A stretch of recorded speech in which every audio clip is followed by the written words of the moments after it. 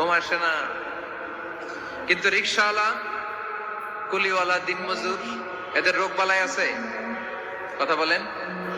খাওয়ার সমস্যা আছে, ঘুমের সমস্যা আছে, শুইলেই ঘুম। বিশ্বনবী জুমার খুতবা দিচ্ছেন, হঠাৎ বিশ্বনবী দেখলেন হাসান আর হুসাইন লাল দুইটা জামা পরে জুমার মসজিদের মধ্যে ঢুকে একবার কাতারের এইদিকে দৌড় মারে, আরেকবার ওইদিকে দৌড় মারে। ছোট বাচ্চাদের এরকম দৌড়াদৌড়ি আছে না নাই? রাজা মেয়ারও আছে।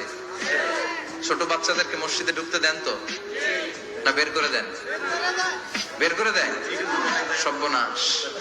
বাচ্চাদেরকে মসজিদ থেকে বের করবেন না, কখনোই বের করবেন না। তুরস্কের বিভিন্ন মসজিদে বড় বড় ফেস্টুন দিয়ে লেখা থাকে, তারাবির নামাজে, জামাতের নামাজে মুরব্বীরা যখন সামনে নামাজ পড়বে, পিছন থেকে যদি ছোট বাচ্চাদের চিল্লা চিল্লি আর কিচির মিচির শব্দ শুনতে না পাওয়া যায়, তাহলে ভবিষ্যৎ প্রজন্ম নিয়ে আপনারা চিন্তিত থাকুন। পিছনে যদি বাচ্চাদের হই হুল্লোড় না থাকে, চিল্লা ফাল্লা না থাকে, তার মানে নেক্সট জেনারেশন এগুলো মুসল্লি হবে না, এগুলো হবে ডাকাত। এখন বোরকার মধ্যে অনেক ডিজাইন, ইদানি এদিকে কিছু ডিজাইন করে পড়ে, এদিকে করো না, এদিকে করো না, এদিকে করো না, চারটা গম্বুজ বানায় এই জায়গায়, আছে না নাই? এগুলো করে, তো এগুলো করলে তার পর্দার চেয়ে তার সৌন্দর্যের প্রকাশ আরো বেশি হয়ে যায়।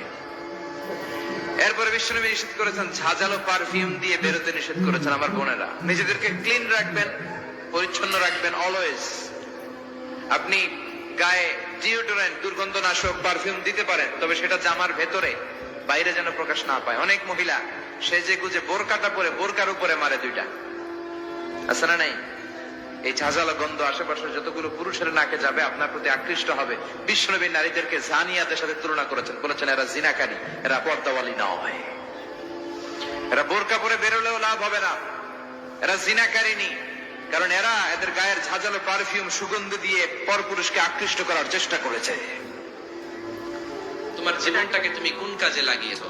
এটা হচ্ছে কমন কোশ্চেন। কবরের প্রশ্ন আমাদের চারটা।